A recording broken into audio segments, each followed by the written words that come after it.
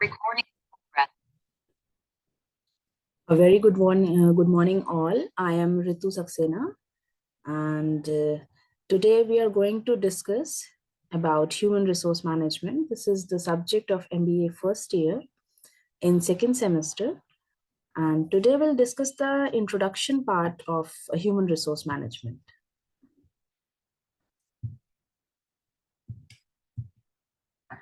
Management. First, we'll discuss about what exactly management is. Management has been defined by Mary Parker like the art of getting work done through people.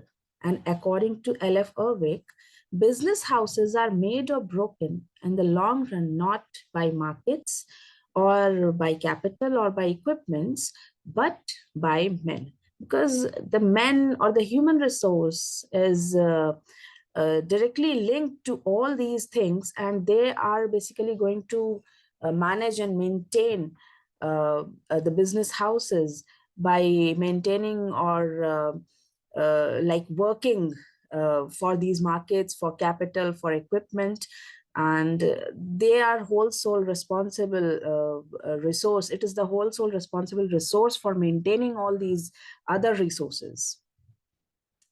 Financial physical resources like money, material, machine, land are collected, coordinated, and utilized through people.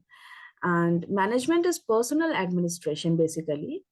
Eple says, and he writes, a manager does not deal with money and material. He deals with the money and material through men. He doesn't deal with the schedules, cost, quality, volumes. He reach his objectives through people. So that is why human resource is the utmost important resource of any organization. It may be defined as the total knowledge, skill, creative ability, talent, and aptitude of an organization's workforce, as well as the values, attitudes, approaches, and belief of the individuals involved in the affair of the organization. So we can say that it is multidimensional in nature also.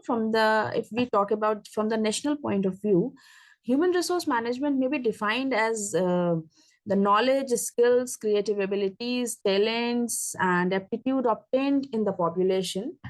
And whereas from the point of view of individual enterprise, they represent the total of the inherent abilities, acquired knowledge, and skills as exemplified in the talent and aptitude of its employees. There are certain features, and we are going to compare these features with the other resources which we have in our organization. Like they have unique personality. Human resource is having unique personality. As a human being, they have different needs, attitudes, and values. Secondly, they are very much dynamic and behave differently. You never know that how the other person is going to react in certain and particular situation. So the behavior is dynamic all the time. You cannot say that a person behave in a particular way, in the same way, in a particular situation. So they behave differently, and the behavior is completely dynamic. And they utilize and control other resources. Obviously, human being is the supreme in the management part. We can say the machines, the finance, and the market, and all these things are under the control of the human beings only. So they utilize these resources and control these resources, and they have the greatest potential to develop and grow.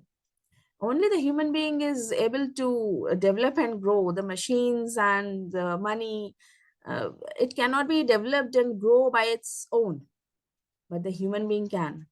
As the Peter Drucker says, that the resources capable of enlargement can only be human resource. जो enlarge हो सकता है, only that resource is only is human resource. Thus, the success of any organization depends on the capacity and the capability of its personnel. Unless an organization devotes enough resource on the development of its human resource, it would not get the required output from its personnel. An organization's commitment to the development of human resource must be reflected in its policies, procedure, practices, customs, and ideas. It must be reflected. We are saying that we are thinking of our human resource, these are our asset, and we are providing several facilities and all, but it is not reflected in your policies and procedure, then it will be you are saying the worldly things you are saying, and you are not bringing this thing into the practicality. So it must be reflected in the policies and procedure practices. Now we'll discuss personal management. According to Edwin B. Flippo, personal management is the planning, organizing, directing, and controlling of the procurement, development, compensation, integration, maintenance, and separation of human resource to the end that individual, organization, and societal objectives are accomplished. So, according to Edwin B. Flippo, there are several terms which I have just pronounced over here, like planning, organizing, directing, controlling. And what we are going to do, the procurement, development, compensation, integration, maintenance, and separation of these resources. So we are going to discuss each and every term in detail. The first we'll discuss planning. Planning is like the process of deciding the goals and formulating policies and programs for achieving that goal. So it is basically a process of deciding the goal and formulating policies to achieve those goals. And in this process, forecasting is involved, forecasting of HR needs and anticipation of the future environment as well. So planning is the means to manage the change, basically. So if we are talking about planning, so we are talking about the goals and formulating the policies and how we are going to achieve those goals. That is all about planning. Now, organizing, it is the process of allocating tasks among the members of the organization. Like once we have planned everything, now we are going to allocate the responsibilities, authorities, and what kind of work the person is going to do in the organization. So we just allocate the task among the members and integrate these activities towards the common objective. We must make the person, the employees, aware about what we have planned and now what and how we are going to achieve those goals. And for that, it is required to allocate the task among the employees of the organization. So it is organizing. Then comes directing. Directing, it is the process of motivating, activating, leading, and supervising the people. After allocating the task among the members, it is required to direct them and to tell them the correct way of performing their tasks, which have been assigned to them. Then next point comes under it is controlling. It means checking and regulating the activities. It is very much required to check, like when you have assigned some roles and responsibilities to the person, to the employees, and then you are giving proper direction, like how you are going to perform, how to lead, how to supervise.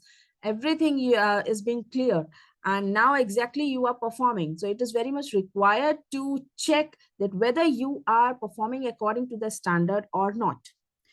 So if it is in the right direction, like you are performing the way you are supposed to be, then it is very well and good.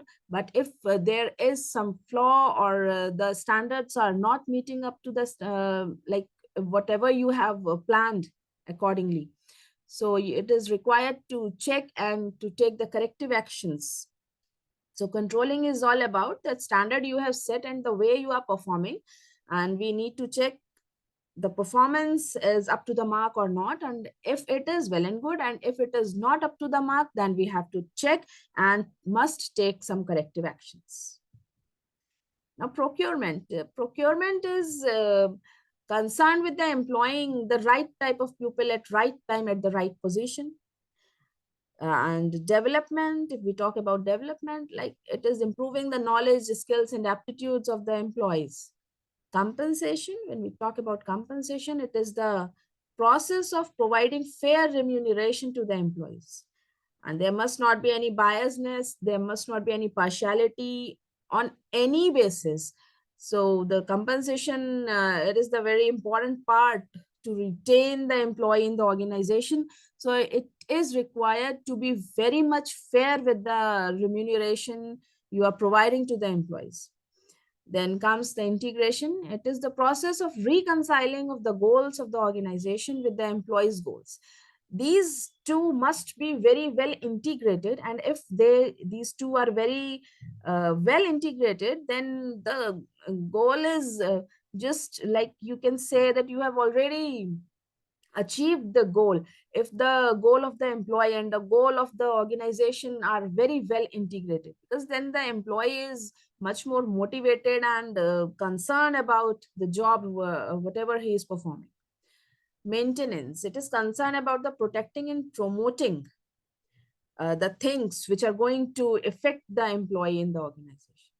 So it must be very much it must be very much like you must take care of the employees in every aspect. Now, personal management is the process of attracting, holding, maintaining people at work. Attracting people means offering suitable monetary and non-monetary rewards. Retaining or holding means providing good working environment, and maintaining means providing training and development programs for their personal satisfaction. That is very much required. Like, if the employees are not satisfied, they are not going to perform up to the mark, and they are not supposed to be very much dedicated and like loyal towards the organization. So we must work on the satisfaction level of the employees as well, and for that we are supposed to provide them ample opportunity of growth, and it can be done through the training and development programs, and it will definitely going to work. Now, according to French and Wendell, personal management is the recruitment, selection, development, utilization of, and accommodation of human resources by the organization, that we have discussed in our previous slides.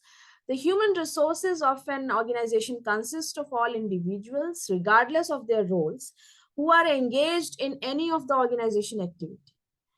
Like human resource, whether it be peon, whether it be the CEO, each and every person who is engaged in any activity of the organization is our human resource. So all the individual, regardless of their role, they are the part of the organization. So we have to consider them as the human resource of the organization. So the personal management is that phase of management which has to do with planning, organizing, directing, controlling, and various operative functions which occurs in the organization. There are certain objectives for which the company is established are attained economically and effectively. And objectives of all levels of personnel are served to the highest possible degree. And objective of the community are duly considered and served. Now we talk about human resource management. Human resource management may be described as the activity in an enterprise which strives to mold the human resource in an effective organization, provides opportunity for maximum individual contribution under healthy working condition, promotes individual development, and encourage mutual confidence and understanding between the employees and the employer, between the employees and the management, between the employees and the employees. So human resource management, we can say, is the improvised version of the personal management. Like, we are not talking about the maintaining the relationship in the personal management, but when it comes to the human resource management, it is very much required, and it is being considered as the utmost important to maintain the understanding, to encourage the mutual confidence of the employees, and promoting healthy working conditions, providing healthy working conditions, and like talking about the training and development of the employees of the organization. It is responsible for maintaining good human relations in the organization, and it is also concerned with the development of individuals and achieving integration of goals of the organization and those of the individual as well. Like, we were talking about the integration of the goals of the individual as well as the organization. So human resource management aims at achieving optimum contribution of individual and group working in the organization for the effective achievement of organizational goal. Now we can say that it is the reincarnation of personal management. Human resource management is the reincarnation of personal management. Like personal management emerged to keep records of attendance, productivity of workers, and for administration of wage plans for the workers. Later, personal management grew to cover welfare of labor and in some cases industrial relations also. Thus, the personal management developed as the staff function, like that is hiring, training, compensation, and welfare of the employees. But since the beginning of 1980s, the nature and scope of personal management has undergone many changes and giving a rise to the new, completely new philosophy, which is now known as human resource management. So it has come to be recognized as the inherent part of the management and which is concerned with the human resources of an organization. Its objective is the maintenance of better human relations in the organization by development, application, evaluation of the policies, procedures, programs relating to the human resources to optimize their contribution towards the realization of organizational objective. That is our main goal, to achieve the organization objective, and for which we all are supposed to work. HRM is concerned with getting better results with the collaboration of people, and it is an integral but distinctive part of management as well. And it is concerned with the people at work and their relationship within the enterprise. HRM helps in attaining maximum individual development, desirable working relationship. It talks about relationship most between the employees and employer, employees and employees, and effective modeling of human resource management as contrasted with the physical resources. So it is the recruitment, selection, development, utilization, compensation, and motivation of human resources by the organization. Now, this is the nature of human resource management. The various features that HRM includes are: it is universal in nature and it is present in all the enterprises, whether it be a small enterprise or a big enterprise, it exists in all the organization. So that is why we can say that it is universal in nature. It focuses on its results rather than on the rules. The results are at most important than the rules. And it tries to help employees develop their potential fully, because it focuses on the human beings as human beings, not only as a resource. It consider human beings as the asset of the organization. So it aims to develop their potential to like fully, they must be developed fully. It encourages employees to give their best to the organization, because ultimately organization is going to achieve its goal through the human resource. So it encouraged the employees every time to give best and to perform better, and much better.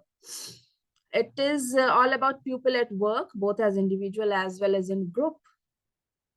It tries to put people on assigned jobs in order to produce good results. It helps an organization to meet its goal in the future by providing for competent and well-motivated employees. It tries to build and maintain cordial relations between the people working at various levels in the organization. It is a multidisciplinary activity utilizing knowledge and inputs drawn from psychology and economics. That is why we are saying that it is multidisciplinary activity, because it is taking theories, it is taking the ideas, it is taking the things from other disciplines like economics, psychology, and many other disciplines. So it can be considered as the multidisciplinary activity. Now, this is the scope of human resource management. The first scope is about personal management. It is concerned with manpower planning, recruitment, selection, placement, transfer, promotion, training and development, layoff, retrenchment, remuneration, incentives, and productivities. All these activities, all these things are being taken care in the human resource management. All these things are being taken care of. And this is the personal aspect of the human resource management, that we are supposed to do planning, recruitment for them, and selection, then placing the employees, then transfer, then promoting them and providing them training and work for organizing certain programs for their development, then layoff and retrenchment, and remuneration that must be fair enough, incentives, and about the productivity of the employee. Then we talk about the welfare aspect of the HRM, human resource management. It deals with the working conditions and the facilities such like amenities like canteens, crèches, restrooms, and lunch rooms, housing, transportation facility, medical assistant, education facility for the children of the employees, health and safety, that matters a lot, and recreational facility which the organization provides to the employee. And then comes the industrial relation aspect. This covers union management relations, joint consultation, collective bargaining, and grievance and disciplinary procedures, settlement of disputes, and all these things matters a lot within the organization. Like industrial relation matters a lot when the employees are satisfied, these kind of relationship are very harmonious, the organization is definitely going to grow, and the employee will definitely going to feel satisfied while working in such organization. So this is all about for today, and the rest we'll discuss in our next lecture. Till then, take care. Bye-bye.